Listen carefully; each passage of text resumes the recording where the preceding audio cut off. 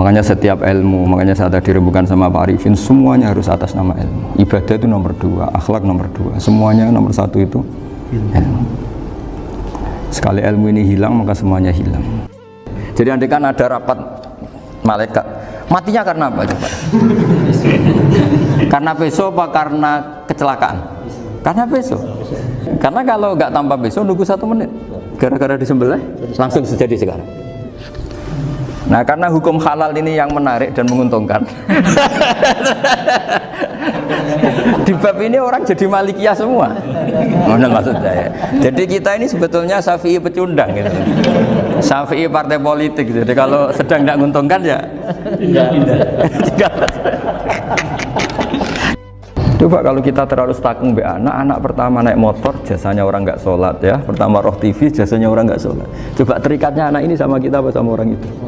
Sama orang itu. Bayangkan kalau umur ABG, kalau umur sak pari pun Pak Wafa ini nafsu astagfirullah kan. Gue cok tua nome orang. Saya itu banyak kenal menteri, kenal pejabat, tapi saya tidak pernah melihat itu sebagai pejabat. Melihatnya itu orang yang ingin belajar agama. Karena sekali salah melihat, yang hidup itu tamaknya Pak Arifin.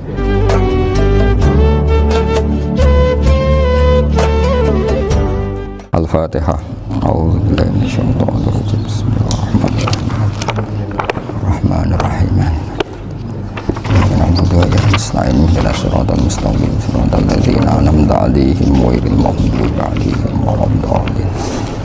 Ini ada beberapa kitab yang saya hadiahkan ke ini istilahnya PSG apa BG apa sama aja?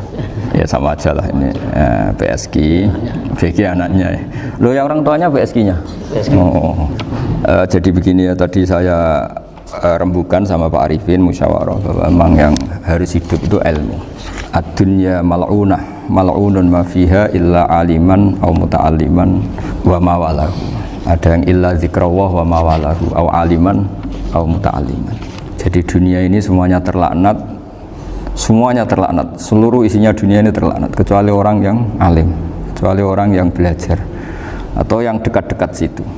Nah, kenapa terlaknat? Itu ibarat kita orang Indonesia nggak tahu kalau Pak Jokowi itu presiden, itu kan ngawur sekali. Masa orang Indonesia nggak tahu kalau Pak Jokowi presiden? Kita hidup di PSG nggak tahu kalau pendirinya misalnya Pak Kures Habib Ali, nggak tahu kalau ustadznya Pak Arifin, Pak Wafa, itu kan ngawur sekali. Nah, andai kan tidak ada pelajaran, maka kita nggak tahu kalau Tuhan kita Allah, itu kan ngawur sekali. Nempat di buminya, makan rezekinya, kita menikmati fasilitasnya, tapi nggak tahu yang punya. Nah, sehingga di sini kadang orang-orang humanis protes, masa orang-orang kafir yang amal nggak diterima Allah, agama ini kok kayak sadis. Sebetulnya bukan gitu cara pandang. Bagaimana diterima sementara mengamalkan harta yang tidak miliknya? Itu kan ibarat saya punya uang 1 miliar, terus disedekahkan Pak Wafa ke Pak Arifin, terus dia bilang ini dari saya, tolong diterima. Terus Pak Arifin bilang makasih, dunia mbahmu tak kan gitu kira-kira. Ya jadi itu logika kenapa ngamalnya orang kafir gak diterima, karena nggak ngakui yang punya. Ya. Jadi ibarat saya nempat di sini nginep terus terima kasihnya sama Muntahat, nggak sama Habib Ali. Memangnya dia yang bikin itu. Jadi orang nggak kenal Tuhannya itu buruk sekali. Mal'un. Bisa kenal Tuhannya dimulai dari mana? Illa aliman au muta'aliman, yaitu harus proses belajar mengajar. Mau tidak mau. Makanya setiap ilmu, makanya saat tadi rembukan sama Pak Arifin, semuanya harus atas nama ilmu. Ibadah itu nomor 2, akhlak nomor 2, semuanya nomor 1 itu ilmu. Sekali ilmu ini hilang, maka semuanya hilang. Makanya di Quran dimulai Iqra bismi rabbikal ladzi khalaq. Termasuk sifat Allah Ta'ala yang awal-awal dikenalkan apa? Iqra wa rabbukal. Ketika Allah mensifati dirinya akram, alladzi allama. Orang terbaik, paling akram, paling karim, paling dermawan adalah zat sing allama, mengajarkan. Makanya kata Nabi, tidak ada sedekah sebaik kalimah yang ditemukan orang muslim, dan kalimah itu kalimah bijak kemudian diajarkan ke muslim yang lain, itu disebut afdhalus sedekah.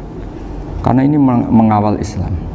Jadi saya alhamdulillah semenjak kenal jenengan semua, entah berapa kitab saya selalu bawa ke sini supaya hubungan kita ini bil ilmi. Ya, karena hari Syajaratul Ma'arif beberapa kali sudah saya baca, ini tak ijazah kitab Bajuri ya, sarahnya Fathul Qorib. Ini dikarang oleh Rektor Al-Azhar di eranya, termasuk Syekhul Azhar, Imam Bajuri, Imam Bajuri. Di sini saya ingin terangkan Kitabuz Zabaih, tentang, ya didengerin saja kalau nggak bawa kitab ini, yang takrib sama syarah, supaya sampean tahu kenapa harus ada syarah. Ya, saya ulang lagi, kenapa harus ada apa? Syarah. Syarah itu penjelas. Karena kelemahnya matan apapun sempurnanya, saya ulang lagi, kelemahnya matan apapun sempurnanya itu pasti ya nggak sempurna, namanya manusia. Dan tidak sempurna ini menjadikan kadang salah paham, sehingga mau tidak mau harus ada apa? Syarah. Misalnya begini ya, di matan misalnya diterangkan zaman matan, penyembelian itu harus pakai bismillah. Kalimat harus ini harus dengan arti taruhan sah tidak sah, apa harus sebagai etika, apa harus sebagai supaya kebiasaan baik ini bertahan. Saya ulang lagi ya, misalnya Pak Arifin dawuh teng jenengan cung nak nyembelih pitik kudu maca bismillah. Kalau kamu memotong hewan harus baca bismillah. Kata harus itu apa artinya syarat sah, sehingga kalau tidak baca tidak sah. Apa keharusan dalam makna etikanya harus baca bismillah. Jadi urusannya hanya apa? Etika atau afdoliyah. Atau kita tidak ingin kultur baca bismillah itu hilang, sehingga barang tidak wajib pun kita wajibkan supaya kultur baca bismillah itu tidak hilang. Nah, Imam Syafi'i itu milih yang tidak wajib, itu hanya urusan etika. Sehingga zabihatul muslim meskipun nggak baca bismillah, baik secara sengaja maupun lupa, tetap halal ya, tetap sah, tetap halal. Tapi beberapa ulama mengatakan baca bismillah itu wajib dan menjadi syarat sah. Ya kira-kira karena pamit tadi, yang beri nyawa itu Allah, kok apa yang menghilangkan nggak pamit, sudah menghilangkan nyawanya ayam dimakan lagi. Oh itu selingkuhannya kan mesti marah itu. Selingkuhannya, pacarnya, anaknya, cucunya itu kan marah itu. Tapi kalau pamit yang punya kan, coba kalau ayam cantik yang pas kamu sembelih itu lanangannya kan mangkel itu.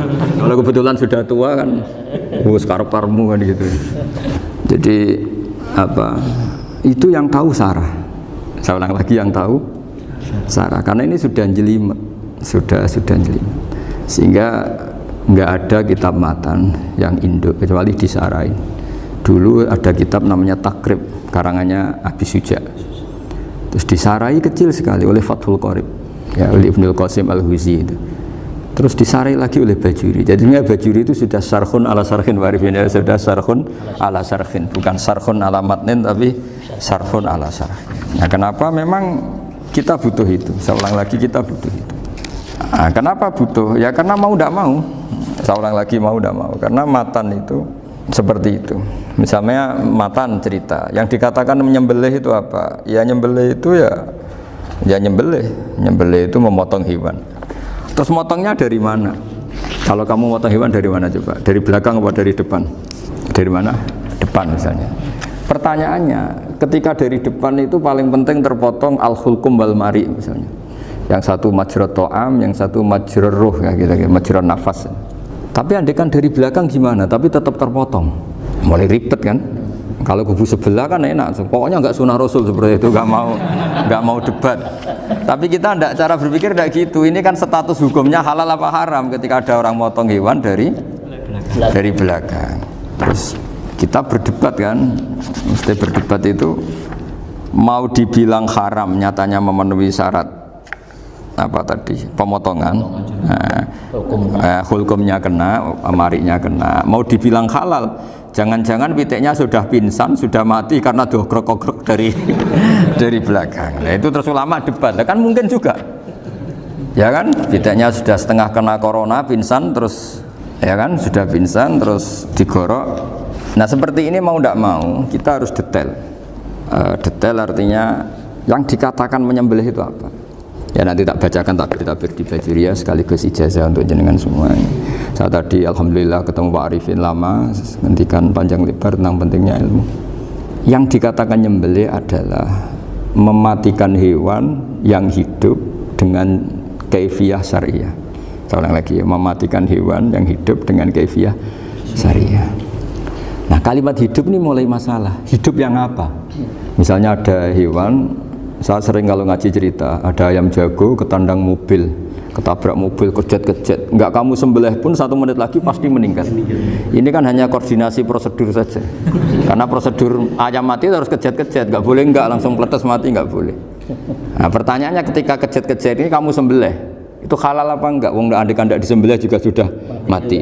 Artinya enggak, penyembelihan ini kan enggak memberi kontribusi pematian, tapi enggak ngefek gitu.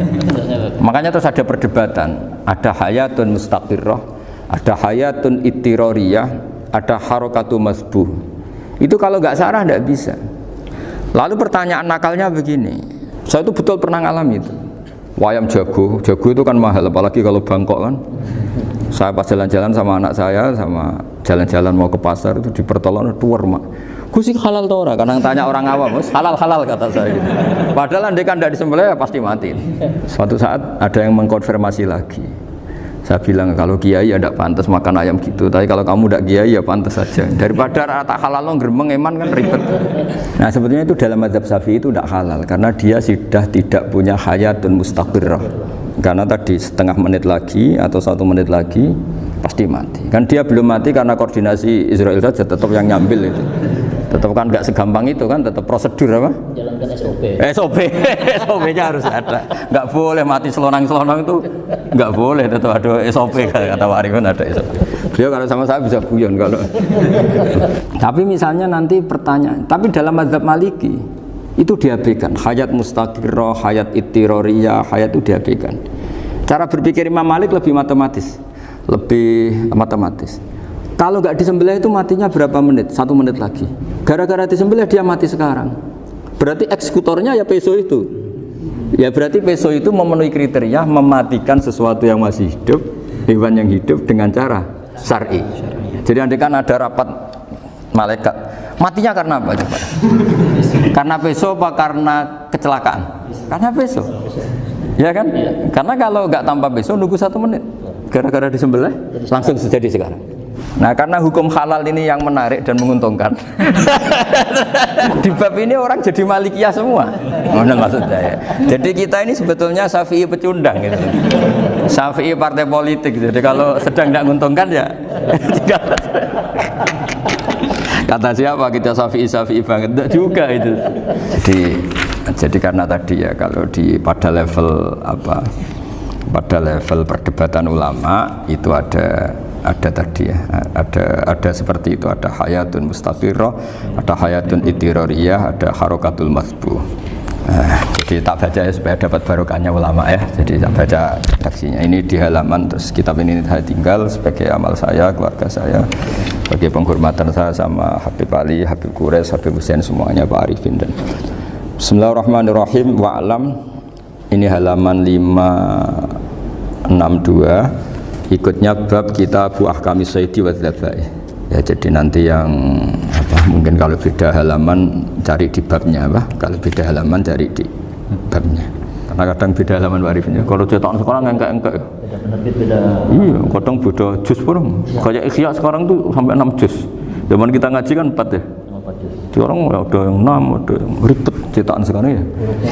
Di atas ada 10. Satu Ikhya itu. Hurufnya dibesarin. Ikhya biar. Iya, ada yang sama. Karena ngerti zaman akhir paling sudah agak buta huruf. Saya tuh dulu punya guru terakhum sudah sepuh. Itu baca gini nggak bisa, Pak. Jadi kalau di kelas harus dituliskan pakai spidol. Mulang Minhajul Abidin. Sudah sepuh sekali. Kalau ngajar itu nggak bisa jalan, udah pakai becak. Itu yang nulis agak kurang ajar. Nulis CDE ben cepet bar. Jadi kadang itu itu. Beliau masih semangat, tulisannya habis. Loh kok sentek jeng. Terus ya wes ya. Dinulisnya di HVS baru dulu. Ya cepat selesai. Iya. Nah, kalau beliau pakai kitab sudah enggak berso itu. Anak-anak wah nulis CDE benang bar. Ribet. Saya ulang lagi ya. Jadi yang mau saya baca tadi itu logika fikih ya. Fikih itu berpikir ya. Di mana-mana namanya menyembelih itu dari hidup dimatikan dengan kaifiyah syariah. Kaifiyah syariah ini tidak boleh kamu nyontohkan harus disembelih, keliru juga. Karena untuk hewan yang berot atau hewan liar cukup dipanah asal ma'an harodama yang bisa mengalirkan darah. Jadi makanya saya umumkan bikaifiyatin syariah Pak Arifinnya kan tidak harus motong kan bentuknya. Kalau hewan liar kan atau sapi kurban liar kan, sapi kurban ucul liar kan boleh dipanah, boleh macam-macam. Nah kalau tembak bisa diperdebatkan karena ada unsur api Pak Arifin. Jadi bisa debat. Meskipun ada yang bilang boleh tapi bisa debat lagi kan? Karena ada unsur api Pak Arifin. Iya. Tapi ini saya cerita umumnya bikaifiyatin syariah. Nah, karena kalimat hewan hidup, ada kalimat hidup. Hidup yang apa kan pertanyaannya? Hidup yang sudah kejet-kejet, misalnya sudah koma, Kuda kena corona disentak istrinya itu, apalagi ayamnya menyaksikan pasangannya diselingkuhi, wah itu udah stroke itu dia. Itu. Makanya kalau orang suka macam-macam itu kayak ayam, makanya itu. Saya baca ya. Bismillahirrahmanirrahim. Wa'lam annahu yujadu fi ibaratihim hayatun mustaqirrah, hayatun mustamirrah, harakatu madhbuh. Wa yuqalu aisyu madhbuhin. Wal farqu bainaha annal hayata al mustaqirrata yakunu ma'aha ibsarun bi ikhtiyarin wa nutqun yu bi ikhtiyarin wa harakatun ikhtiyariyah. Wal hayat al mustamirrah hiya allati tastamiru ila khurujir ruh minal jasad. Wa harakatul masbuh hiya allati la yabqa ma'aha ibsarun bi ikhtiyarin wa la nutqun bi ikhtiyarin wa la harakatu ikhtiyariyah. Bal yakunu ma'aha ibsar wa nutqun wa harakatun ittirariyah ini. Wa ba'duhum farraqa bainahuma. Sampai saat terus ini. Jadi ini perbedaan-perbedaan pandangan ulama. Nah, Imam Malik itu mengabaikan semua istilah itu. Sing penting pas mbok sembelih iku kecelok urip, cara Jawa iku kecelok urip.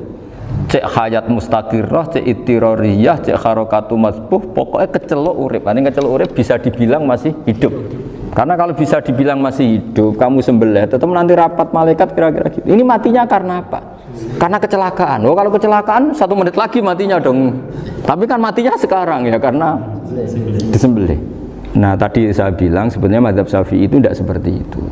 Karena Imam Malik menghalalkan, biasanya penggemarnya lebih banyak. Di bab bangsa halal itu kan penggemarnya masih banyak. Tapi ya sudahlah, itu masih ahli sunnah karena salah satu dari mazhab 4. Tapi logikanya juga masuk. Jadi kita bukan sekedar taklid ke Imam Malik, tapi kalau kita ikhtiyat ikut Imam Syafi'i, monggo. Karena mungkin secara medis, karena mengalami seperti itu, mungkin tingkat kesehatannya apanya sudah. Ya sudah lah, yang penting makanya terus orang Jawa pinter, nak PTE jago ya halal, nak cilik enggak lah. Itu kan ibarat perdebatan antara kepiting sama yuyu. Yang menghalalkan kepiting itu mengharamkan yuyu, tahu yuyu yang kecil di sawah ya. Tak tanya, kenapa yuyu halal? Karena amfibi Gus, bisa hidup di dua alam. Memangnya kepiting enggak? Oh beda. Ternyata beda maksudnya. Eman Gus kalau haram. Eman kan, kalau yuyu haram kan nggak ngefek kan, kecil. Ini mufti kok. Oh udah kadang halal, udah kadang makan selama ini. Iya selama ini udah kadang makan itu. Makanya banyak kiai yang mengharamkan kepiting sebetulnya, tapi minoritas kan. Tapi yang mengharamkan yuyu mayoritas, wong kecil aja.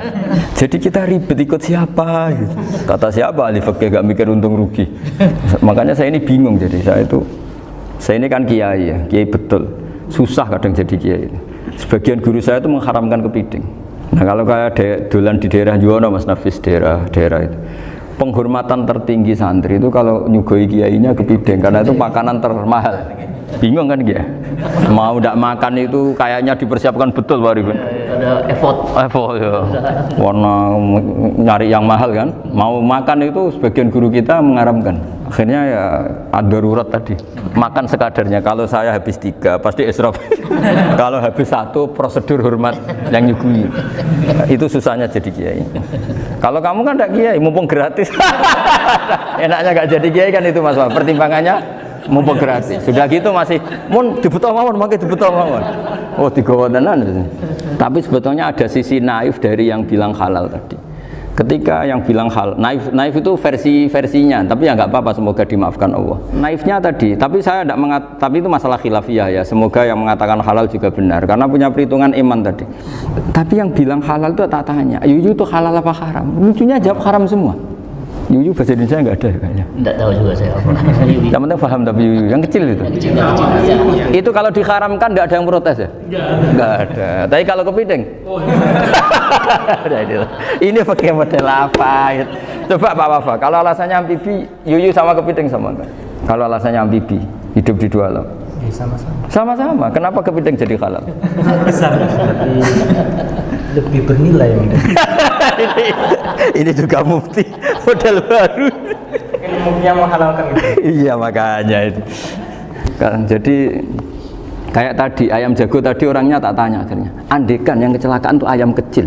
Kamu tanya saya enggak? Ya enggak, terus langsung tak buang. Kan langsung dibuang. Berhubung ayam besar. Eman kan. Tapi nurani aja sebetulnya protes. nyembelih wis klekek-klekek wis. Kadang kan wis apa kejet-kejet itu sudah tunggu SOP cara Pak. Ya tapi apapun itu ini ilmu harus didengar ya supaya sampean tahu ya, ada hayat mustaqirrah, ada hayat mustamirrah, ada hayat ittirariyah, paling enggak kita ngerti lah.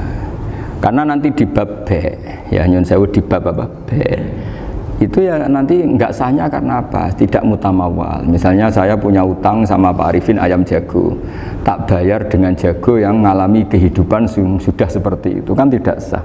Meskipun itu hidup tapi sudah tidak hayat yang mustamirrah, tidak normal. Jadi ilmu itu apapun tidak cocok kita karena beda mazhab misalnya, tetap sebagai apa? Ilmu. Jadi jangan pernah anti ilmu meskipun kita tidak cocok. Dulu saya itu heran sama Abu Hanifah karena membolehkan merujuk wakaf.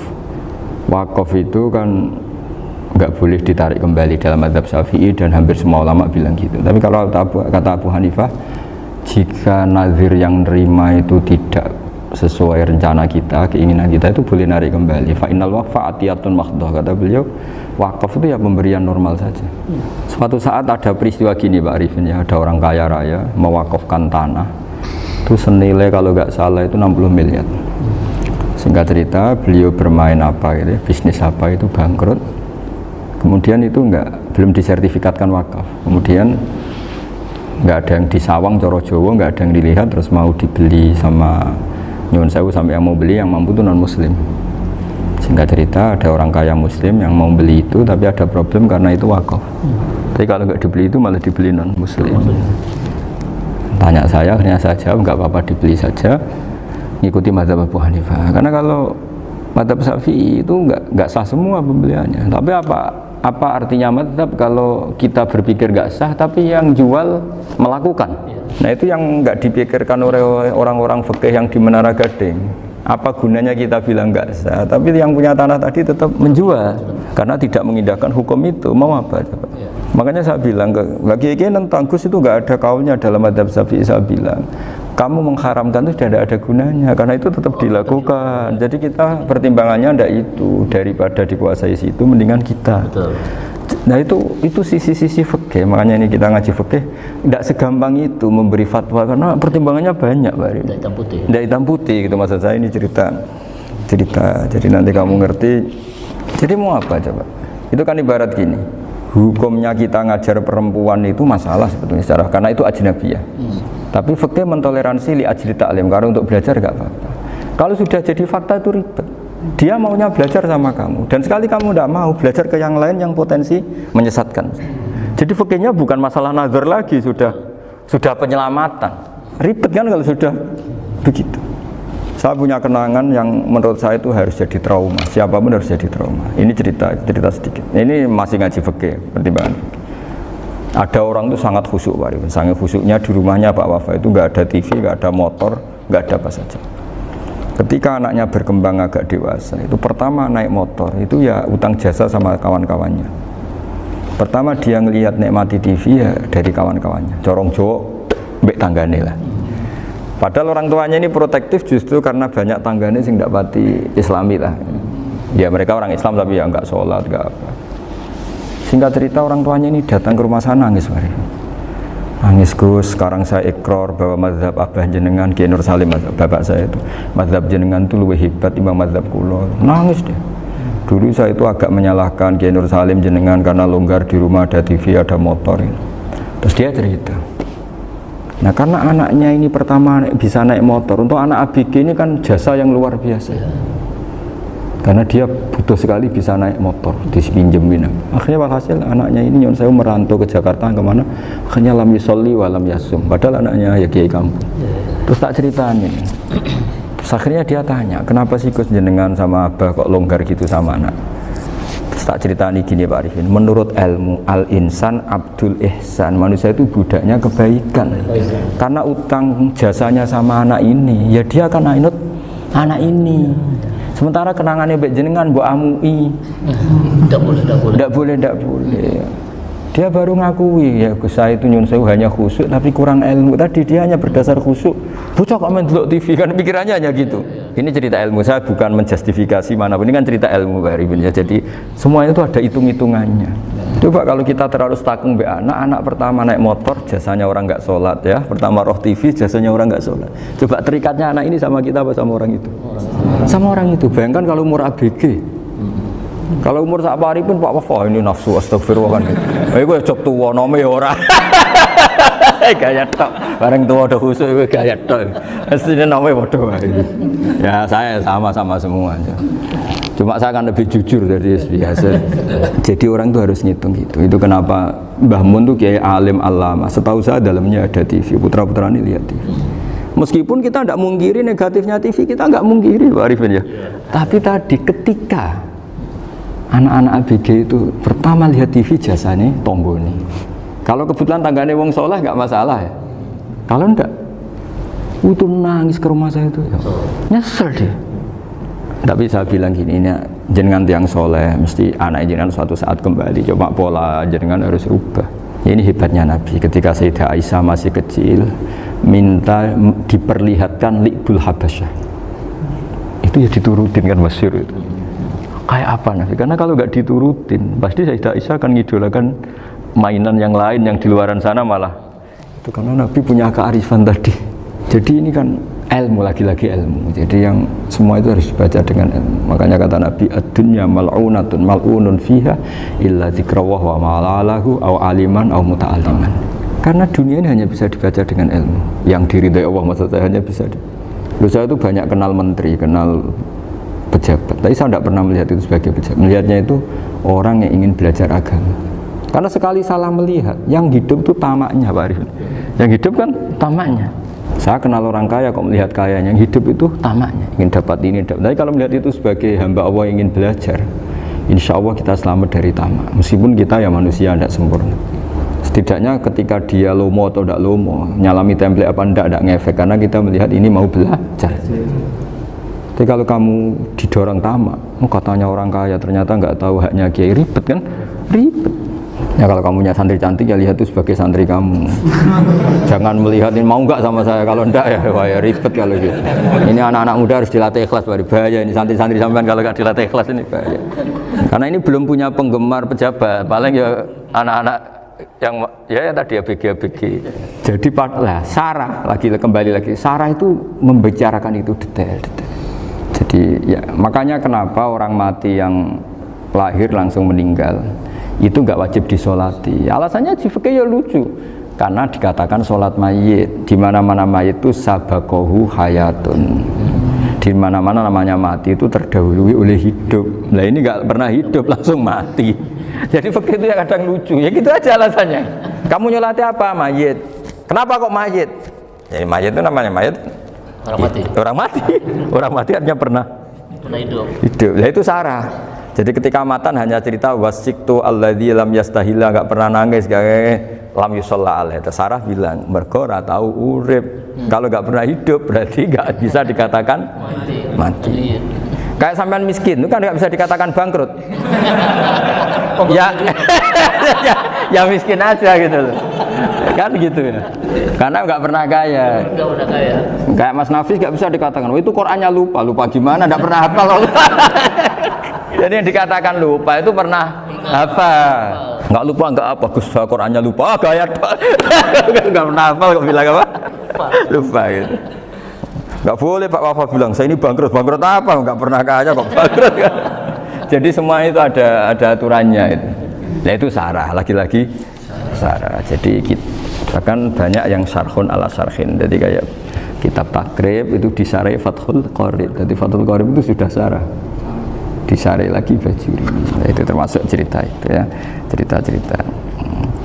Kalau baca Bismillahirrahmanirrahim. Wa yakunu qad umma dzukira daf'atan wahidatan la fi daf'ataini. Islam tujad al hayat al mustaqira inda daf'atis saniyah. Amma idza wujidat al hayat al mustaqira daf'as saniyah fayakhilu al masbuhu aidan. Fasartu wujudul hayat al mustaqira fi ibtida'il wati akhir marrah. Wa makharu dzalika inda tulil fasli wa illa fala rafa'a sikina wa ada fawran aw alqaha liqawniya kalatan wa akhadha ghairaha fawran aw saqatat minhu wa akhadha ghairaha halan aw qallaba wa qata'a biyama bagi hal al masbuh. Jadi ini masalah sarah. Sarah itu sudah detail. Misalnya gini, kamu motong ayam harus sekaligus sret jadi. Jangan sampai nyuwun sewu 2 kali. Jangan-jangan misalnya gini, ayam tak potong, pas ke kiri separuh, ya ke kiri separuh apa hulkumnya. Pak Arifin datang, Assalamualaikum Gus Pak, Waalaikumsalam, terus santai jagungan dulu. Jagungan sampai pesonya itu nggak meneruskan. Bareng-bareng balik salam, ingat lagi loh ayam saya ini. Ketika saya meneruskan ini, potensi ayam ini sudah mati atau sudah hidup yang ini masih mazhab Syafi'i loh ya. Atau sudah hidup yang sudah tidak normal. Artinya apa? Penyembelian kedua yang mengeksekusi tadi sebenarnya mengeksekusi barang mati. Yang penyembelian pertama tidak bisa dikatakan penyembelian karena tidak sampai mati. Penyembelian kedua berstatus setengah mati. Nah, kalau seperti itu maka haram. Kecuali itu dilakukan secara fauron. Fauron dicontohkan nyembelih ternyata pesunya kedul terus ngambil yang lain, tapi fauron langsung atau terjatuh ngambil langsung. Ya itu boleh karena ditoleransi. Tapi kalau kalam ajnabi kata tadi mohon Pak Arifin. Seperti Pak Arifin, alhamdulillah sehat. Jaminan mau rawuh. Dari ayamnya asem mana? Ini harus sebar. Ini orang ngawur betul.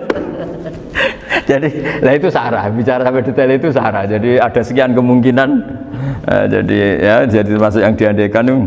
Hayat mustaqirah itu batasnya yakunu maha ibsorun biikhtiarin wa nutkun biikhtiarin wa harokatun ikhtiyariyah. Hayat mustaqirah itu kalau dia betok-betok itu ya karena karepnya. Maksudnya gini, gamane cara roh pitik wedok engkek ya cek karepe dhewe. Cara dia melihat peso itu karepe ya masih lari. Jadi misalnya ada ayam kita sembelih baru luka sedikit, belum sampai andaikan dibiarin ya mungkin suatu saat sembuh, luka. Terus melihat kamu lari ketakutan karena kamu dianggap gladiator, killer lah. Lah itu berarti punya hayat mustaqirah. Tapi sudah kalau kamu sembelih karek ngeriwit, roh kue serawedi, ya kan? Mau demo ya sudah nggak berkutik, ya dia berarti tidak punya hayat mustaqirah gitu. Ya batasannya itu Joro. Nah, dalam mazhab Syafi'i syarat sahnya penyembelihan harus hewan itu punya hayat mustaqirah. Nah, ini sarah ya, jadi sarah itu lebih jelimet. Nah makanya kenapa tidak boleh nyembelih pakai yang tumpul Mas Nafis? Takutnya ayamnya itu ngalami dohtoh atau kok ditekek. Misalnya sama nyembelih pakai peso tumpul, ini kini ketekek, takut kan dia misalnya ayamnya jantungan, roh peso wis setruk kan, udah gitu ketekek. Nah itu mati dulu pasti itu.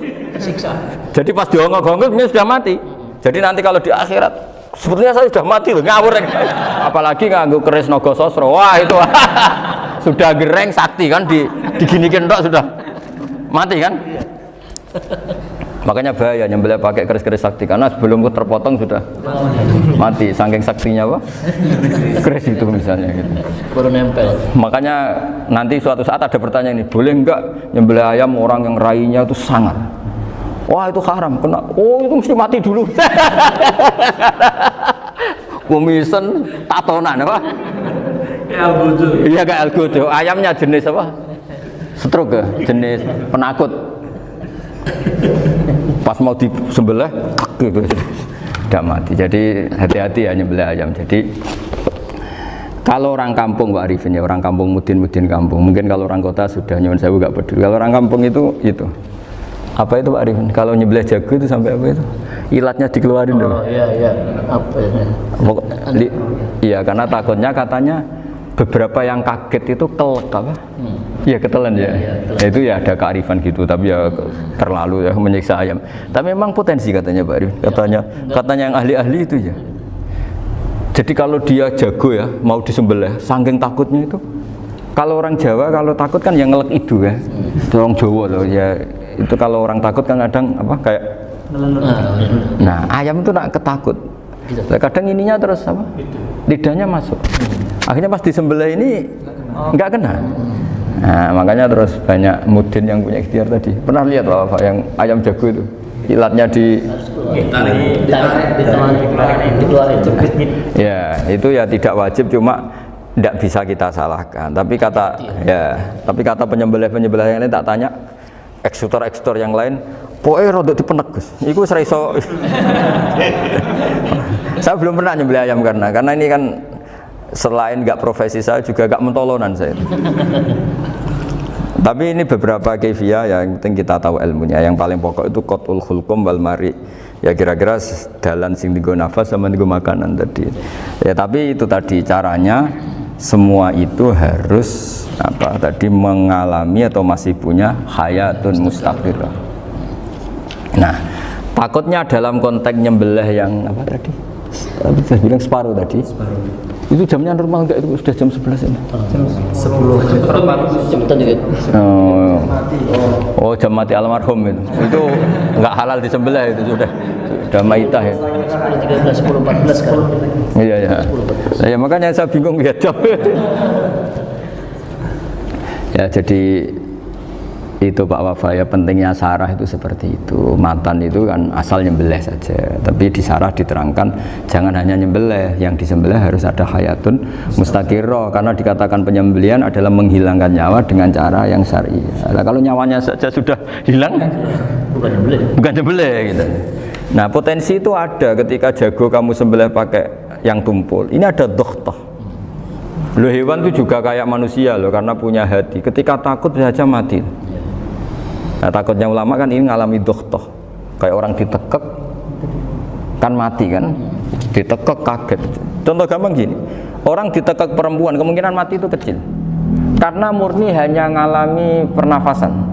Tapi nak ditekek wong gagah tatonan kan terus dua reaksi tubuh, takut sama gak bisa bernafas, itu kan lebih cepat apa? Kira-kira kan gitu. Lah ini sudah takut, dongok-dongok itu kan nyiksa. Saya sering ketemu orang yang ahli nyari ular, nyari apa. Itu ya gitu. Filosofinya sama seperti orang perang. Harus bikin takut. Iku kewan Gus nak disewentak, iku telelekan. Jadi telelekan itu apa Pak Anda bicara bahasa Batawi ini itu. Orang kaget terus terpaku itu. Apa enggak? Teorinya Khalid bin Walid kan gitu. Kalau perang supaya musuh takut. Kamu tahu saya, kami siapa? Gertak gitu. Ayat ji'na biqaumin yuhibbunal mauta kama tuhibbunal hayat. Kita ini bawa pasukan yang mereka mencintai mati kayak kalian mencintai hidup. Pasukan kami ini wah darwis, berani modar ya wis gitu, kira-kira gitu kalau bahasa Jawa itu. Gertak mati. Berani mati. Berani mati. Akhirnya musuhnya kan nah, di antara syaratnya perang kan gitu, harus bikin musuh itu takut, gemeter. Nah telelekan itu gampang gitu. Telelekan itu pokoknya tadi loh Pak Arifin, kepaku tadi. Nah, enggak berkutik. Paham ya? Nah jangan-jangan ayam yang kita sembelih mau wis wedi diongok-ongok mati duluan gitu. Nah makanya terus kata musannaf kalau bisa itu wa yakunu madzukira bidafatin wahidah. Kalau itu usahakan sekali jadi. Tapi itu bukan berarti syarat sahnya harus sekali jadi. Kira-kira karena tadi gak kebayang kan kalau baru separuh tak Assalamualaikum Gus Pak, waalaikumsalam Pak Arifin, sebuti kabarnya. Baru itu terus ingat diteruskan lagi, kemungkinan ini sudah mati apa? Nah makanya ya tapi lagi-lagi ini sarah ya, tak baca bismillahirrahmanirrahim wa yakunu qad umadzukira daf'atan wahidatan la fi daf'ataini fa innahu yahrumul masbuh hina idin. Kalau dua kali, tapi dua kali maksudnya yang satu kali ini mengakibatkan kematian, dikatakan penyembelihan belum sempurna, dikatakan hidup toh nanti pasti mati, berarti tidak mengalami hayatun mustaqirah. Paham ya? Jadi ini semoga dapat barokah dari para ulama. Jadi saya mohon nanti Pak Wafa, Pak Muntaha, teman-teman jangan hanya baca matan ya, pada level alim itu harus baca syarah, karena matan itu nyun sewu tidak cukup untuk menjawab sekian kemungkinan. Nah, syarah itu sono fardul masalah ya Pak Arifin ya, mengandaikan masalah meskipun belum terjadi ya pengandaian, sehingga nanti kalau terjadi kalau militer itu apa? A, B ya? Alternatif gimana? Kalau strategi itu kan ada sekian A, B, C. Kalau A gagal, B sudah siap. Oh, militer. Jadi kalau masuk surga pintu satu nggak bisa, itu kedua. Lewat teras Gus. Ini sembrono. Bagi Al-Fatihah. Bismillahirrahmanirrahim. Shiratal mustaqim shiratal ladzina an'amta 'alaihim ghairil maghdubi 'alaihim waladdallin. Pun guys, baru pas.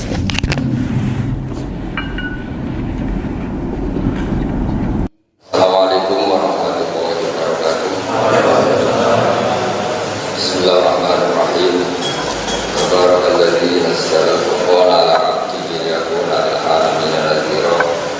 Allahumma shalli wa sallim wa barik ala sayyidina Muhammadin wa ala alihi wa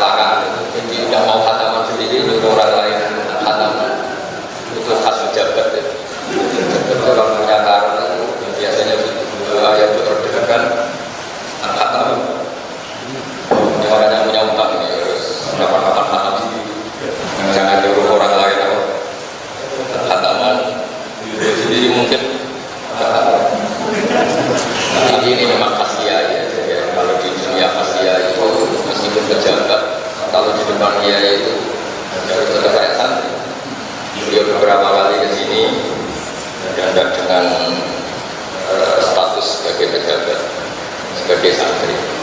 Saya tadi ngasih tag atau takbir dalam bahasa pondok supaya nanti diserahkan kepada putra-putra Gusmi bahwa tradisi yang beliau lakukan itu sudah benar sesuai referensi atau rujukan-rujukan kitab yang ada di beberapa pesantren. Nah, saya sedikit cerita tentang hubungan pejabat dan kiai. Dulu Imam Malik itu ngarang kitab namanya Al-Muwatta.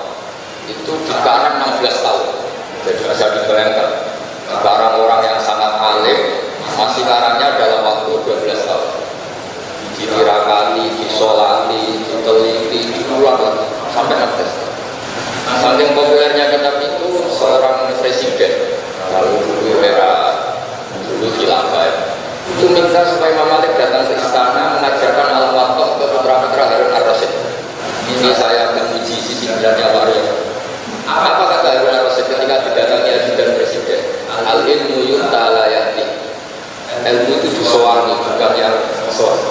Jadi ini agak benar berdua ini sudah benar mau datang ke sini. Tapi jangan hitung utang. Saya pernah datang terus nanti kapan-kapan kau yang datang. Tidak ikhlas ya. Untuk ngawur sekali. Singkat cerita Harun ar-Rasyid itu dah. Imam Malik itu orang yang sangat menghormati ilmu, sehingga beliau duduk di atas, di sofa di atas. Karena Harun ar-Rasyid itu presiden, khalifah, beliau kiranya itu dipersilahkan duduk setingkat Imam Malik. Akhirnya beliau duduk berdampingan dengan Imam Malik. Kata Imam Malik sebelum ngaji, mana-mana orang ngaji itu harus sopan, nggak boleh orang ngaji setara dengan gurunya. Turun Imam Harun ar-Rasyid turun terus amar mati tadi. Baru Imam Malik mau mulai ngajar. Suatu saat Imam Malik itu datang ngurus KTP, datang ke sana. Kata Harun ar-Rasyid, kenapa engkau tidak minta supaya kami yang ngurus? Kata Imam Malik, saya kalau urusan negara itu rakyat, sehingga saya daftar ya antri. Tapi kalau urusan ilmu, kamu santri saya. Jadi orang dulu itu sudah profesional. Jadi kalau Harun Rasyid pas ngaji sebagai santri, tapi kalau Imam Malik ngurus KTP ya sebagai rakyat. Ya antri, ya beliau yang datang. Jadi itu sudah ada percontohan hubungan yang sangat elegan, yang sangat saling menghormati antara seorang umarok, yaitu zaman itu Harun ar-Rasyid dengan Imam Malik. Padahal kitab Muwatta itu kitab yang sangat luar biasa. Akhirnya suatu saat anak-anaknya Harun ar-Rasyid itu disuruh ngaji. Niku penggaweannya, niku pekerjaannya itu suruh bawa kendinya Imam Malik kalau mau wudhu. Pernah suatu saat Imam Malik wudhu, yang mengucurkan air itu putranya Harun ar-Rasyid. Hanya dikucurkan ketika basuh wajah dan tangan. Pas Harun ar-Rasyid lewat, dinasihati juga, halla ghusal taqodamaihi, harusnya kamu tidak hanya mengucurkan untuk wajahnya, juga untuk kakinya. Padahal itu anak seorang presiden. Jadi betapa dulu itu harkat dan martabat ilmu itu sangat dihormati. Nah, kenapa demikian? Karena ilmu ini yang membentuk sebuah bangsa. Jadi kalau kita berpikir jernih ya, oke, kita ada BNN ya, polisi yang nangani narkoba, terus ada beberapa jabatan atau institusi negara yang bisa mengawal kecurangan, misalnya ada KPK, ada BPK dan sebagainya. Tapi tanpa masyarakat dibentuk kiai dan dibentuk norma-norma agama, itu capek. Mayoritas orang tidak mencuri itu ya barokahnya dididik, kalau mencuri itu dosa, kalau nanti masuk neraka. Sebelum ada KPK dan BPK itu orang tidak nyuri ya sudah banyak, karena memang nggak nyurinya itu faktor agama, bukan karena takut KPK. Artinya tanpa agama, tanpa nilai-nilai norma itu nggak bisa kebayang Indonesia, karena orang nanti nggak maksiatnya atau nggak salahnya itu takut aparat, bukan takut Tuhan. Makanya kalau guyonan anekdot khas itu, ada orang melanggar rambu-rambu, ketangkep polisi. Kamu tidak tahu kalau ini larangan? Ya tahu Pak. Kenapa tetap melanggar? Karena tidak tahu Bapak di sini. Itu menunjuk polisinya. Itu khas Indonesia. Jadi kalau nggak melanggar itu karena takut aparat, bukan karena kesadaran hukum. Tapi kalau urusan rambu-rambu itu seperti itu. Tapi kalau urusan orang tidak zina, tidak maling, tidak korupsi, itu hampir mayoritas orang Indonesia itu karena takut azab Allah atau takut dosa. Sehingga di desa terbelakang yang enggak terjangkau polisi atau di daerah-daerah yang sangat terpencil, itu perilaku leluhur, yaitu tidak nyuri, tidak zina, tidak apa, itu ya tetap jalan. Karena mereka memang dididik oleh agama. Sehingga keinginan kita terbesar adalah bahwa sesuai konsep Imam Ghazali, al ulama wal umara tau amani. Jadi ada sinergi lah antara ulama dan umara. Dulu biasa raja-raja itu ngaji sama ulama. Tapi ulama juga biasa antri di kerajaan untuk ngurus administrasi negara. Jadi beliau-beliau ya bisa sebagai rakyat, tapi juga sekaligus sebagai guru. Karena beliau-beliau ini orang-orang yang bisa menanggalkan egonya. Lalu kenapa kerajaan dulu itu begitu kuat? Ada contoh paling populer dalam mengelola negara, yaitu Umar bin Khattab. Itu Sayyidina Umar bin Khattab, itu bajunya, jubahnya itu ada 12 jahitan, saking jeleknya. Jadi saking jeleknya itu 12 jahitan. Ada pernah seorang kiai yang cerita, ketika Baitul Maqdis itu ditaklukkan oleh pasukan Umar, itu beliau harus naik unta dari Madinah sampai Yerusalem. Karena kerajaan yang ditaklukkan itu membayangkan Umar itu seorang presiden, seorang khalifah, pasti wah. Itu ternyata pas sampai gerbang Yerusalem itu Umar itu yang nuntun unta. Karena ketika unta itu hanya satu, sama pengawalnya bilang, saya mau naik unta asal gantian. Ya 2 kilo Umar naik, 2 kilo ajudannya yang naik sampai Pak. Lah pas mau pintu gerbang itu pas giliran Umar yang nuntun. Kata ajudannya, kali ini jenengan yang naik saja. Enggak, saya enggak mau bohong. Jadi yang disambut ya ajudannya. Karena ajudannya pakaiannya lebih bagus dan Umar pakai tadi jubah yang berjahit 12. Jadi betapa orang-orang dulu itu ketika jabat itu malah tasawuf. Karena itu tadi dipandu oleh agama. Setelah itu ada beberapa sahabat yang usul, ada pesta gitu karena ini hari kemenangan.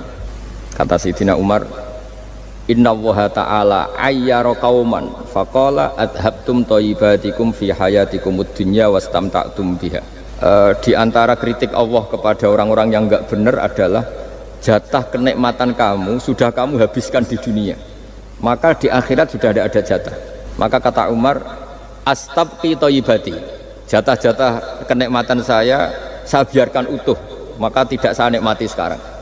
Nah makanya ini saya sekaligus minta sama BUMN, pokoknya gak usah ngundang saya, ribet. Selain ribet ya soalnya ngaji saja. Saya ini jadi kiai itu ya bingung, ya sering dihormati orang, dicucuk, kadang disangoni. Kalau kadang ya mikir nak jatah kuntek terus piye. Makanya saya tuh ya sering ngebis, ya biasa saja hidup saya. Karena saya tidak ingin jatah saya ini habis. Tapi kadang-kadang orang itu ingin berlebihan menghormati kiai. Saya berkali-kali bilang, ketika ada orang menghormati saya itu yang repot saya, yang menghormati benar karena menghormati kiai, tapi kiainya yang masalah kan. Kalau tidak bisa ngelola hatinya jadi tamak, jadi makanya ini kan ya sudah, saya tetap sebagai kiai ngajarkan ikhlas. Makanya guyonan di kitab-kitab dulu, kalau ada orang cantik sowan kiai itu kata kiainya, saya yang bingung, kamu melihat saya ibadah, saya melihat kamu masalah. jadi tapi kalau kiainya agak soleh ya enak, sama-sama seneng kan. Masalahnya kita ini soleh, paling enggak berusaha soleh. Ya jadi kalau Pak Aryo sowan sini itu dia benar, sudah sopan lah sama kiai, beliau pejabat sopan. Saya yang masalah kan. Misalnya saya ke Jakarta terus ingat Pak Aryo ingin difasilitasi, saya kan jadi repot. Makanya kemungkinannya kecil, kalau saya ke Jakarta tak hubungin itu kecil dan tidak perlu tersinggung. Saya selama ini ya sering ke Jakarta ya biasa. Saya hampir per 3 bulan atau 4 bulan datang ke pondoknya Pak Kures. Ya jarang hubungi pejabat. Ya sudah, kalau mau ngaji aja.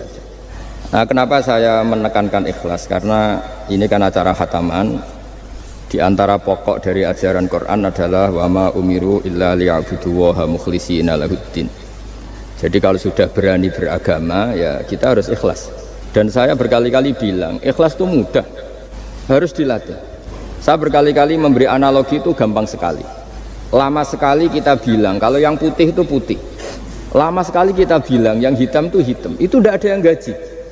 Kenapa kita mengatakan tembok ini putih? Karena memang putih. Kenapa orang mengatakan peci itu hitam? Ya karena memang hitam, itu tidak ada yang gaji. Dan semuanya ngomong seperti itu. Tapi pas Anda ngomong Allah itu Tuhan, minta masuk surga. Pas hubungan dengan Tuhan itu selalu tidak ikhlas. Padahal kita biasa ngomong hakikat ini ikhlas. Kita ngomong tembok ini putih ikhlas, ngomong peci hitam itu. Pas ngomong kalau Allah itu Tuhan, minta surga. Padahal bedanya apa? Hanya sama-sama ngomong mengatakan sesuatu yang nyata. Sehingga saya berkali-kali bilang, dan ini akan saya kampanyakan sampai saya mati, di antara gejolokan Allah sama orang soleh, jadi orang soleh itu nanti juga digojlok sama Allah. Kenapa kamu nyembah saya? Karena saya ingin masuk surga ya Allah. Yang satu ditanya, kenapa kamu nyembah saya? Karena saya takut neraka ya Allah. Berarti kalau saya tidak bikin surga, tidak ada bikin neraka, kamu tidak nyembah saya. Ya udah gitu Gusti, tempat nyembah jenengan. Tapi kadung keliwat alasannya itu. Makanya saya itu tidak pernah bilang ke anak saya gini, kamu harus syukur karena bapak dapat pekerjaan. Tidak pernah saya. Kamu harus syukur bapak punya uang, tidak pernah. Nanti syukurnya nunggu bapak punya uang. Kalau nggak punya uang nggak bapak, ribet. Maka ini yang bupati, yang pejabat tidak usah syukuran bapak naik pangkat, bapak direktur BUMN. Nanti kalau enggak sudah pensiun, sudah syukurnya hilang. Nah, karena ini kan ngaji sama kiai, ya saya ajarkan khas kiai. Saya sampai sekarang ya tidak nikmati kebesaran nama saya atau apa, karena tadi memang harus dilatih. Kalau kita bisa mengatakan putih itu ikhlas, tanpa tekanan, tanpa imbalan. Kenapa pas mengatakan Allah Tuhan harus minta surga? Padahal Allah itu tetap Tuhan meskipun tidak menciptakan surga dan neraka. Nah, dari pemahaman seperti ini para mufassir itu tahu kualitas kalimat fattaquni ya ulil albab, takutlah kepada saya. Jadi kualitas kata fattaqun naro sama fattaquni itu bagi orang-orang hakikat lebih takut kalimat fattaquni. Kata orang-orang tasawuf neraka itu nanti, itu pun kita tidak mesti masuk. Tapi kalau Allah sekarang pun sudah ada. Jadi kalau cara berpikir orang tasawuf gini, ini karena Pak Bima mesti gak pernah belajar tasawuf, karena belajarnya nyari uang gitu. Makanya ini tak ajari cari tasawuf. Tadi sudah tak gojlok, harus ngapalkan Quran katanya. Kalau cara berpikir tasawuf itu gini, surga dan neraka itu muajjalah, itu nanti. Kamu nyembah Allah ingin masuk surga, takut menghindari maksiat atau takut sehingga tidak maksiat karena takut neraka. Dan surga itu simbol ridhonya, neraka simbol bencinya, sukhtunya Allah. Terus kata orang-orang tasawuf cara berpikir, Allah itu sudah ada sekarang, mulai dulu sampai sekarang Allah sudah ada. Kalau Allah sudah ada berarti Allah sekarang ya bisa berstatus ridho ke kamu atau berstatus benci ke kamu. Kenapa takutnya nanti? Wong Allahnya sekarang kok takutnya? Ya sekarang juga. Kamu harus amal tuh nakdan. Nakdan tuh cash. Allahnya ada sekarang ya ibadahnya harus ada sekarang. Makanya kata orang-orang tasawuf, andaikan Allah tidak bikin surga atau neraka ya saya tetap nyembah karena surga itu simbol ridhonya. Bahwa surga itu nyata ada, ya nyata ada. Dengan segala fasilitasnya itu nyata ada. Tapi bahwa surga itu tetap kamu masuk surga karena cari ridhonya Allah. Kalau Allahnya sudah ada, berarti ridhonya sekarang sudah ada. Harus kamu cari sekarang, jangan nanti. Sehingga kadang-kadang orang yang ingin masuk surga itu ya kelasnya kelas amatir. Masyhur itu. Ada seorang wali masuk surga ketemu Allah ditanya. Karena wali ini biasa mensafaati murid-muridnya. Ya Allah, kenapa murid-murid saya tidak kelihatan sowan jenengan? Murid-murid kamu ingin masuk surga karena ingin makan enak, punya bidadari cantik-cantik itu di sana. Tapi mereka lupa saya. Jadi akhirnya di surga tapi nggak ketemu Tuhan. Karena inginnya ya sudah trauma punya istri jelek, cerewet. Banyak loh orang yang masuk surga itu yang agak kacau. Enak sudah surga, nanti di sana nggak usah sholat, nggak usah puasa. Jadi sholat yang sekarang udah gak problem. Jadi banyak itu orang-orang Islam yang Islamnya mungkin imannya amatiran. Wah enak masuk surga, nggak ada subuh lagi, nggak ada puasa lagi, bebas. Oh, itu kan kurang ajar betul. Jadi ibadah itu dianggap problem. Bandingkan di cerita dunia wali itu ada wali bertanya gini, ya Allah apa di surga itu ada sholat? Ditanya sama Allah, kenapa kamu tanya gitu? Kalau tidak ada sholat mendingan saya tidak di surga. Dia tidak bisa membayangkan ada kenikmatan di atas sholat. Nah kalau jenengan kan nggak bisa membayangkan kalau di surga masih disuruh sholat. Sampai sekarang aja kita tahu berhentinya sholat itu kapan. Kalau sampean tanya gitu, kalau ingin berhenti sholat nggak wajib, majnun. Jadi orang gila langsung nggak wajib. Jadi artinya harus dilatih ilmu-ilmu tasawuf seperti ini supaya hidup itu nyaman. Hidup itu nyaman. Dulu Pak Imam ini ada Pak PJ Rembang. Itu dulu ada seorang raja didatangi ulama. Gimana cara saya tidak nikmati jadi seorang raja? Ulama itu nasihatinya gampang. Dia omongin gini Pak Aryo. Pak Raja, kalau kamu di Sahara, di padang Sahara, kemudian Anda kehausan. Kalau tidak minum satu gelas air, Anda mati. Apakah? Terus kemudian yang punya air bilang gini, kamu tak kasih air, tapi syaratnya kerajaannya kasihkan saya. Kamu kasihkan apa milih mati? Wah ya milih dikasih air. Mendingan enggak jadi raja tapi hidup. Terus la tafrah bimulkin la yusawi kak samain. Kamu jangan bangga dengan satu kekuasaan, dengan satu kerajaan yang nilainya sama dengan segelas air.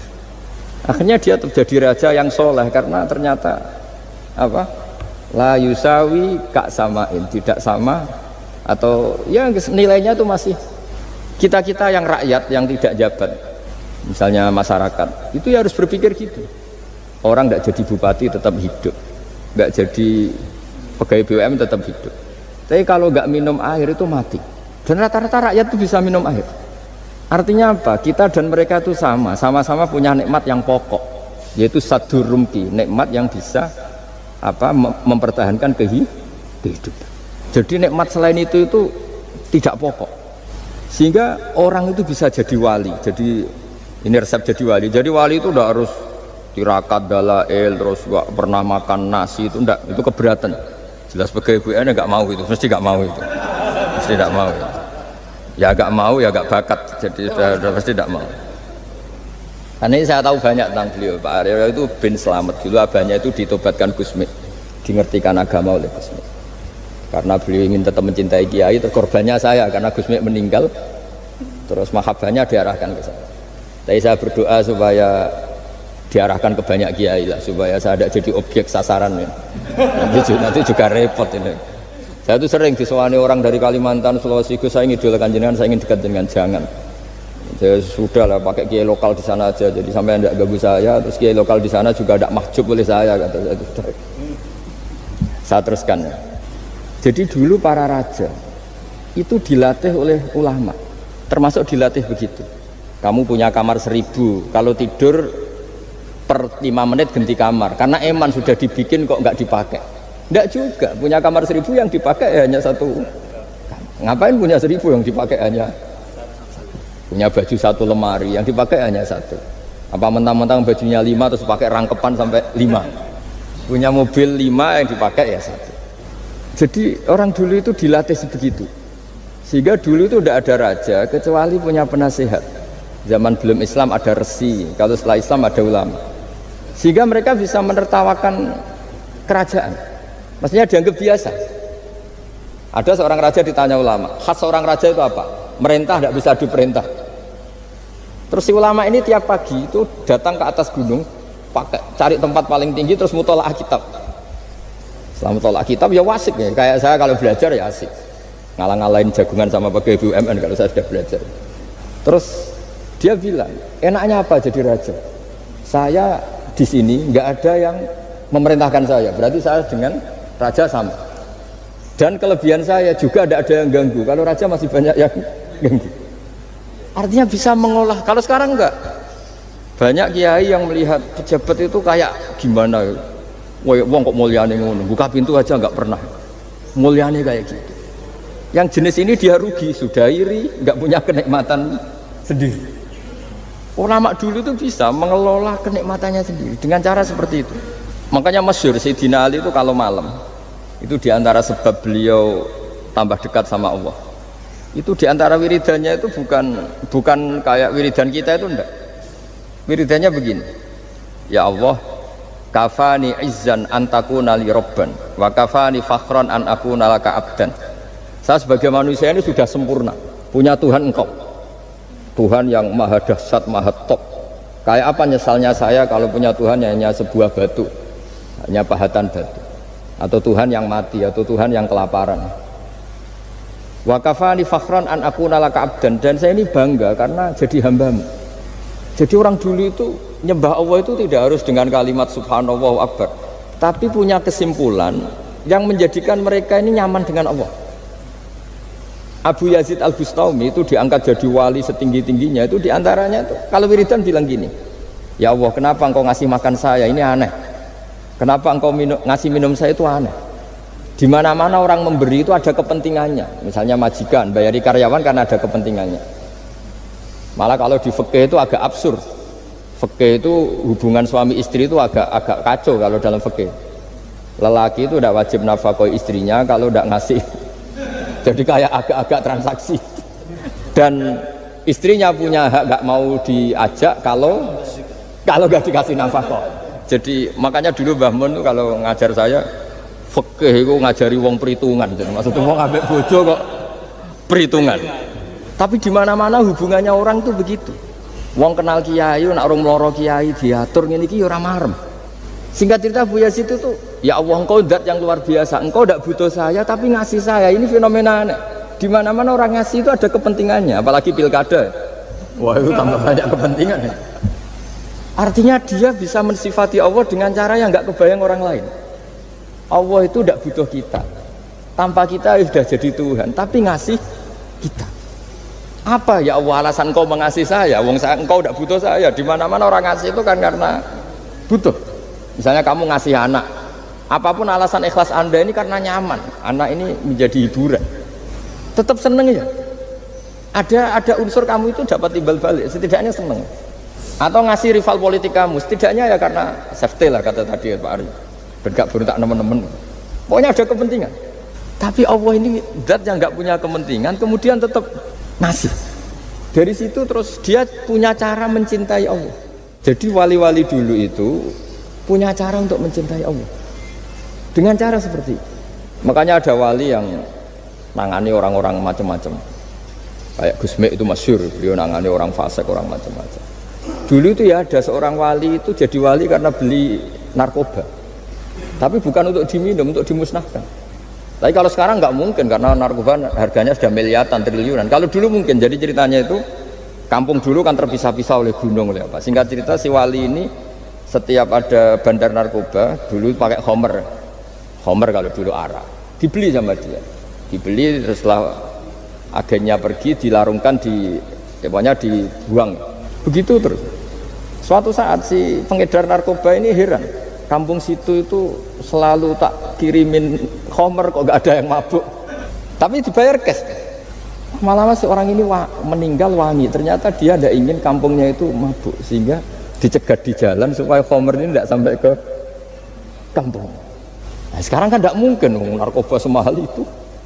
Tapi apapun itu kembali ke ulama dan umaro. Alhamdulillah di Indonesia itu ulama ya mati-matian supaya generasinya tidak terlibat narkoba dengan cara ditakutkan neraka.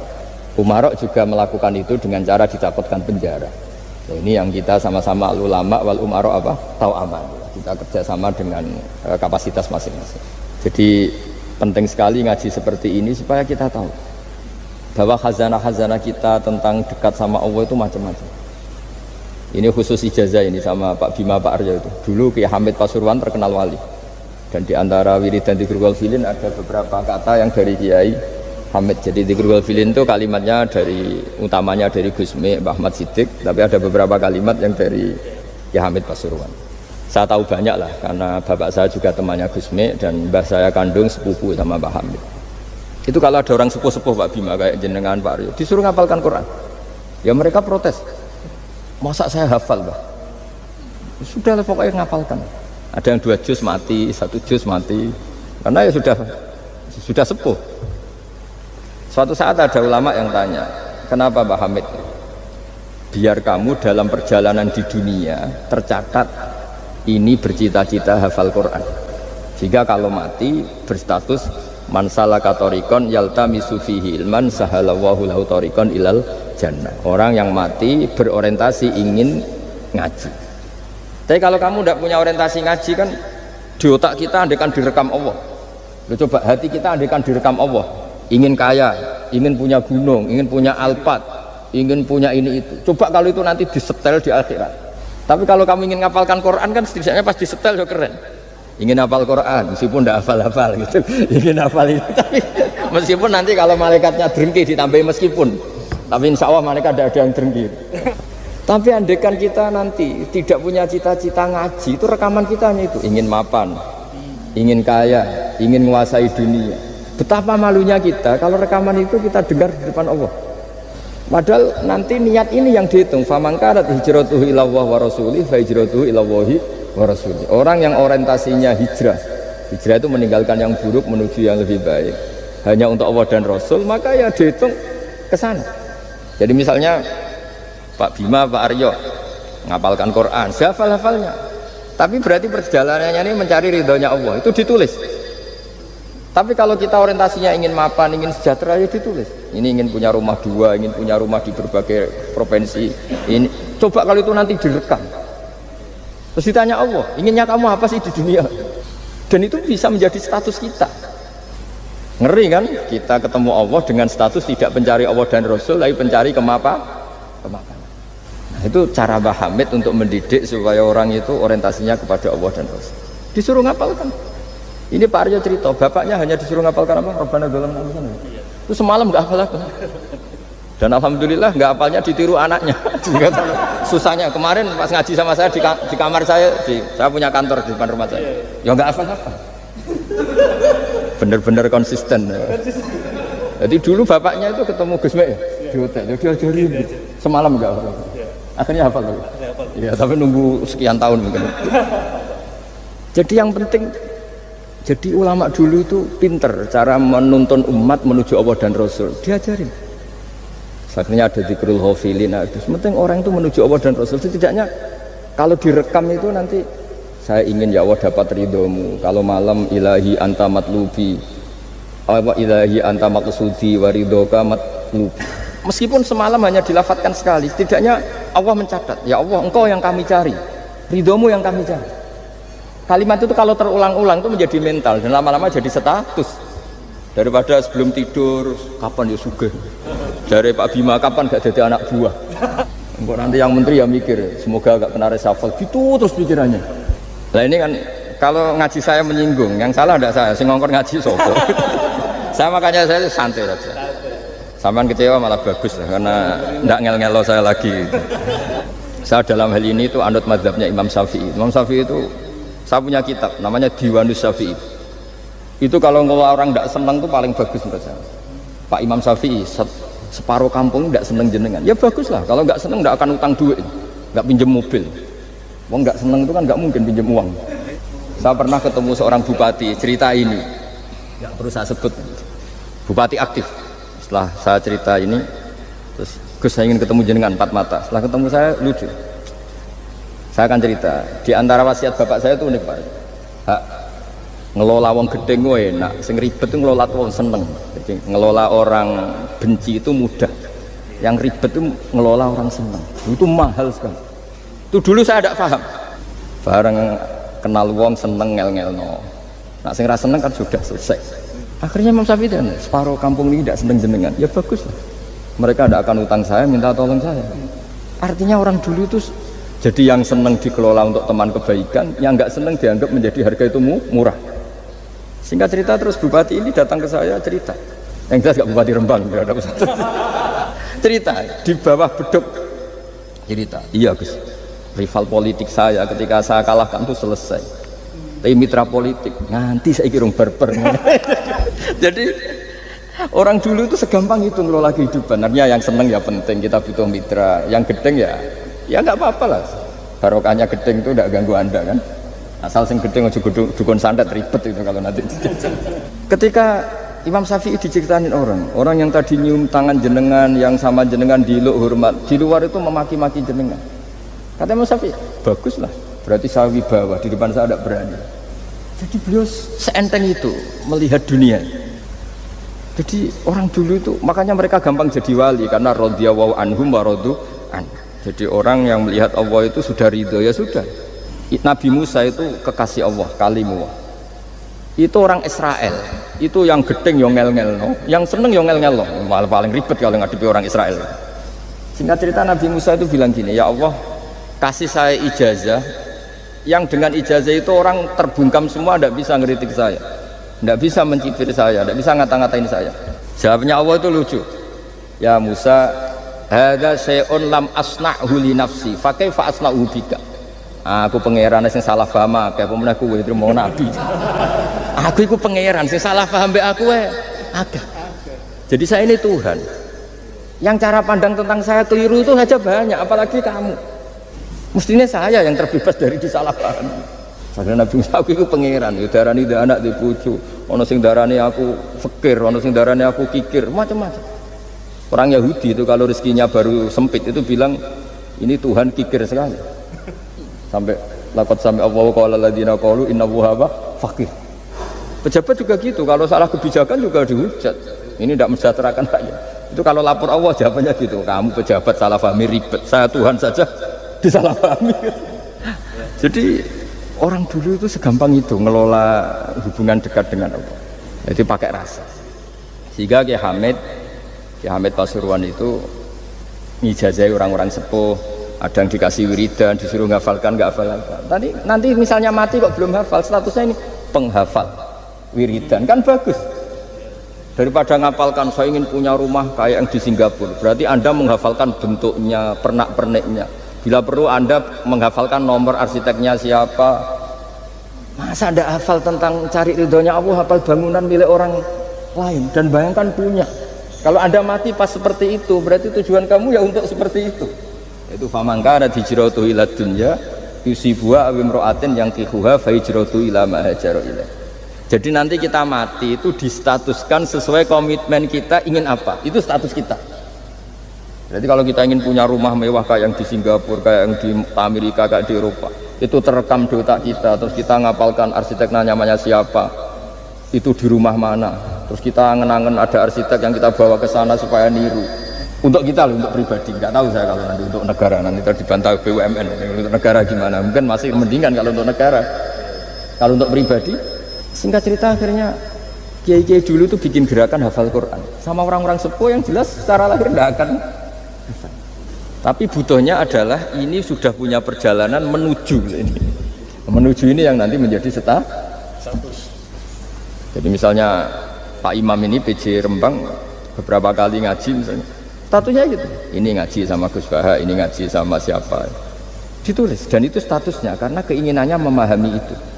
Ya dunia sambil lewat saja. Tapi kalau kebalikannya, urusan dunia detail, arsiteknya siapa, bangunan gini habis berapa, kalau kurus rupiah berapa untuk pribadi, itu detail. Pas urusan ngaji sekenanya, kadang sampai punya guru aliran sesat apa nggak tahu, karena pas urusan akhirat sekenanya, akhirnya sedapatnya ternyata ada guru, ada kiai tapi dukun. Saking sekenanya urusan akhirat, tapi kalau urusan dunia detail. Makanya banyak orang ditipu oknum ya, oknum yang sebenarnya nggak kiai tapi ngaku kiai, sebenarnya dukun. Itu saya kadang ya senengnya itu betapa mereka diingatkan urusan dunia nggak pernah ketipu, kok urusan akhirat ketipu. Berarti apa? Urusan dunia detail, urusan akhirat nggak detail. Sampai dukun bermacak kiai saja sudah bisa nipu. Sementara kontraktor asing yang mau nipu tidak bisa karena dia ngerti detail, jejak rekamnya apa gitu. Tapi kalau nyari kiai sekenanya, ini tidak nyindir, ngomong fakta. Ya cobalah itu diangen-angen lagi. Terus ini yang terakhir, ini khusus pada teman-teman saudara-saudara kita yang nangani khatamannya Gusme. Saya tadi ngasih naskah ke Pak Aryo supaya sampai ke beliau-beliau. Saya yakin beliau-beliau sudah punya, tapi supaya ini tambah mantap bahwa kita saling menguatkan. Ini saya baca ya. Ini kitab yang dipakai referensi tim lajnah penerbitan mushaf Arab Saudi dan seluruh dunia, termasuk saya. Jadi tradisi khataman kita, tadi kan kita bicara khataman. Ya saya ulang lagi, tradisi khataman kita itu kan justru ditutup dengan wa ulaika humul muflihun ya. Jadi tidak minal jinnati wan nas, tapi diakhiri wa ulaika humul muflihun. Jadi khataman kita misalnya minal jinnati wan nas, biasanya yang baca Quran terus baca Fatihah, terus awal Baqarah sampai wa ulaika humul muflihun.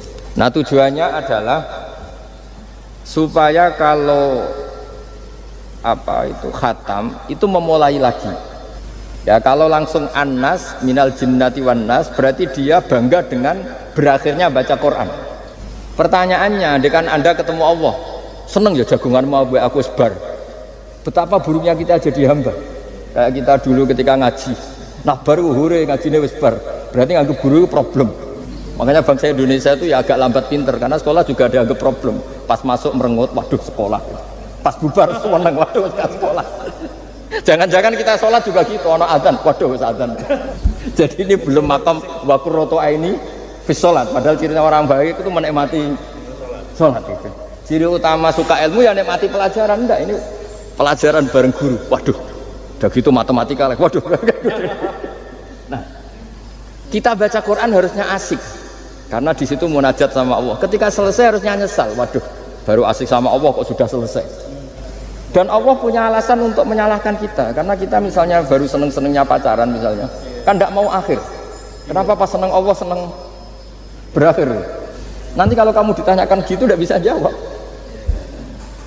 Nah, pakai analogi itu makanya jangan pernah merasa akhir kalau baca Quran. Minal jinnati wan nas, terus baca Fatihah, terus memulai lagi. Wa ulaika humul muflihun. Sebagai bukti ya Allah, ini khataman sementara. Tapi saya akan berlanjut lagi, terus dimulai betul.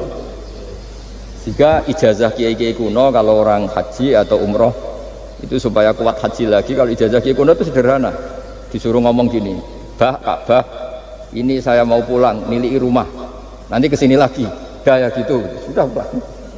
Jangan setelah selesai ibadah haji seneng karena mau pulang. Berarti ibadah dianggap problem, rumah dianggap segala-galanya. Jadi itu ada filosofinya. Nah, ternyata tradisi seperti itu mudawan itu dibukukan. Ya, saya baca ini di kitab Ghisun Naf'i karangan Imam Waliwah As-Sofakusi. Saya baca saja. Nanti yang ngerti bahasa Arab biar diartikan sendiri, yang nggak ngerti nanti saya bantu. Takmilun. Nah, ini khusus para hafid tadi yang ikut khataman, mohon didengarkan. Takmilun fi masaila tata'allaku bil khotmi al-ula sabatan nasu anil maki min riwayatil bazi wa kumpul wa ghairihima annaman qara'a wa khotama ila akhirin nas qara'a al-fatihata ilal muflihun min awalil baqarah wasa al-amalu bihada fi sairi biladil muslimin. Jadi mulai dulu kalau orang khataman itu ya An-Nas, Fatihah, terus wa ulaika humul muflihun. Dan cara seperti itu wasa al-amalu bihada fi sairi biladil muslimin. Semua negara dunia ya sama seperti itu. Hanya tradisi yang dilakukan bapak saya sampai semua guru-guru kita, guru Quran, termasuk yang di Jantiko dulu, sama sih dulu namanya Jantiko, lama-lama mantap ya. Itu sudah benar itu. Jadi mungkin teman-teman sudah melakukan tapi nggak tahu filosofinya. Ini saya bantu. Filosofinya adalah supaya kita tidak merasa mengakhiri baca Quran, tapi sekaligus memulai.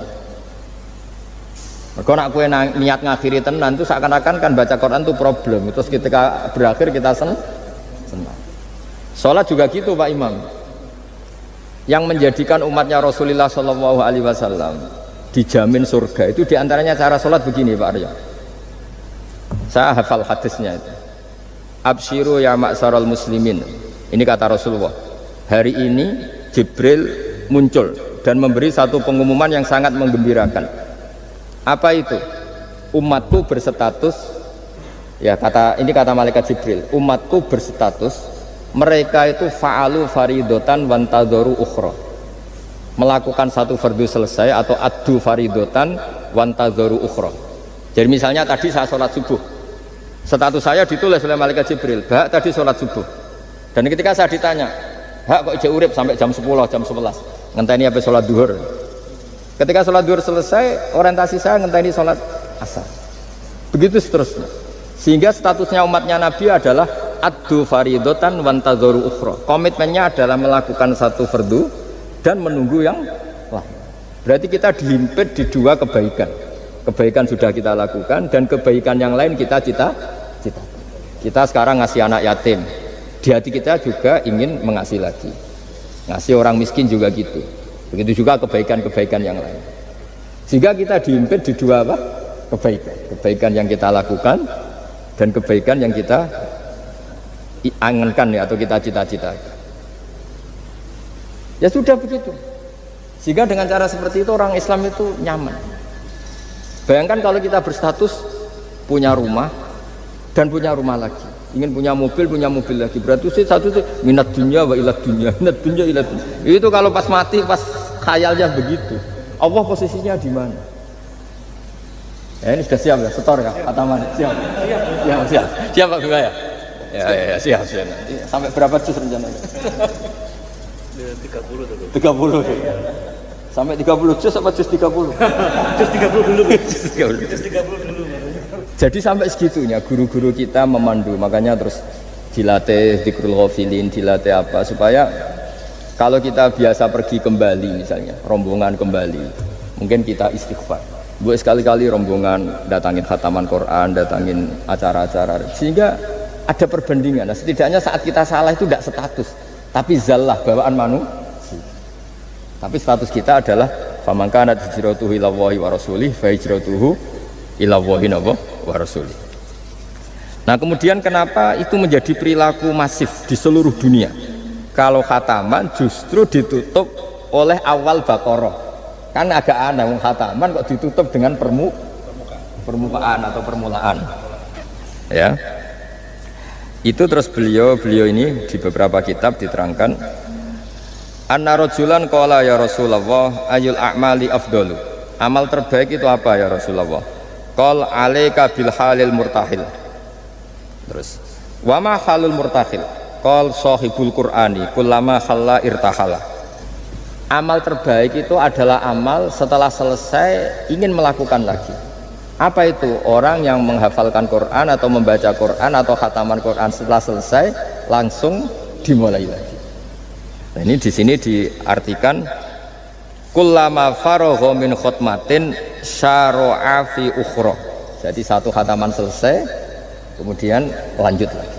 Ya kan kalau kita misalnya orang kaya ke Singapura wisata, kan langsung mungkin sudah punya brosur lagi, mungkin mau ke New Zealand atau apa. Kenapa pas urusan khataman ndak itu? Jadi manusia itu yang benar gitu. Jadi ya kira-kira gitu.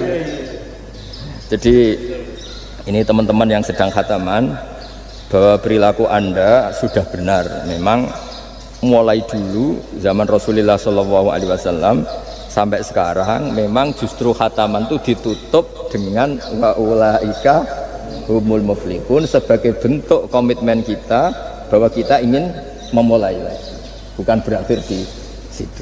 Saya kira demikian. Assalamualaikum warahmatullahi wabarakatuh. Baiklah teman-teman semua, sedulur ngaji Nahdlatul Ulama. Ini adalah reaction ngaji kita bersama dengan Kiai Haji Bahauddin Nur Salim atau Gus Baha, yang mana di sini ada amalan tinggi para waliullah dunia dan hubungan ulama dengan umaro. Bagaimana menyembelih hewan dengan keris nogososro? Ini pertanyaan yang menarik, tapi ini hanyalah kiasan saja. Dan apa ya sebenarnya rahasia amalan sakti para waliullah seperti Imam Malik dan Imam Syafi'i yang membuat hidup mereka begitu tenang dan bermartabat? Dalam ngaji terbaru kali ini, Kiai Haji Bahauddin Nur Salim atau Gus Baha mengupas tuntas tentang filosofi hidup tingkat tinggi yang dikemas secara sederhana, mulai dari keberanian Imam Malik saat berhadapan dengan Khalifah Harun ar-Rasyid hingga tips cerdas Imam Syafi'i dalam menghadapi orang yang membenci kita. Poin-poin penting dalam video ini tentunya ada wibawa ilmu, yaitu kisah Imam Malik yang menolak mendatangi istana demi menjaga kehormatan ilmu. Ilmu itu harus didatangi, bukan mendatangi. Padahal yang meminta itu adalah raja ataupun dari pihak istana. Kemudian sinergi ulama dan pemimpin. Mengapa negara butuh panduan agama, belajar dari Khalifah Umar bin Khattab, ini juga penting. Kemudian ada filosofi syukur, yaitu mengapa nikmat raja dan rakyat itu sebenarnya setara, hanya setara di mata Allah, ya karena ya tadi itu raja ketika di padang pasir tetap sama-sama lebih mementingkan seteguk air daripada kerajaannya. Kemudian ada psikologi wali, cara mudah mengelola kebencian orang lain agar tidak membebani pikiran. Ini termasuk seperti halnya Imam Syafi'i ya, ketika menyikapi orang yang membencinya ataupun orang yang di belakangnya itu tidak menghormatinya. Dan yang terakhir adalah status ahli surga, yaitu rahasia di balik ibadah yang berkesinambungan. Ini dihimpit dua kebaikan, yaitu ketika kita dalam keadaan menunggu sholat misalkan, itu kan dalam keadaan kebaikan, dan setelah sholat juga dalam keadaan kebaikan. Ataupun ketika kita diberikan nikmat, kita bersyukur, maka itu suatu ibadah, suatu kebaikan. Dan ketika kita diuji dan kita bersabar, itu juga suatu kebaikan. Nah, mungkin itu teman-teman, tentunya masih banyak hal yang perlu kita pelajari lagi dari Gus Baha, dan tentunya yang disampaikan Gus Baha sudah sangat jelas, sangat detail. Tentunya tidak usah kita bahas kembali karena memang sudah sangat jelas. Ini hanya sekadar menguak saja, hanya sekedar mengulas sedikit, dan itu tidak mengurangi ataupun menambahi dari apa yang disampaikan oleh Gus Baha. Oke teman-teman, itu saja yang bisa kita sampaikan. Terima kasih atas perhatiannya. Semoga kita senantiasa diberikan rezeki yang berlimpah dan diberikan keistiqomahan untuk ngaji bersama dengan Gus Baha dan para ulama Nahdlatul Ulama lainnya, serta kita semoga senantiasa mendapatkan ilmu yang manfaat dunia akhirat dan menjadi bekal kehidupan kita baik di dunia maupun di akhirat kelak. Itu saja teman-teman, terima kasih. Mohon maaf banyak kesalahan. Wassalamualaikum warahmatullahi wabarakatuh.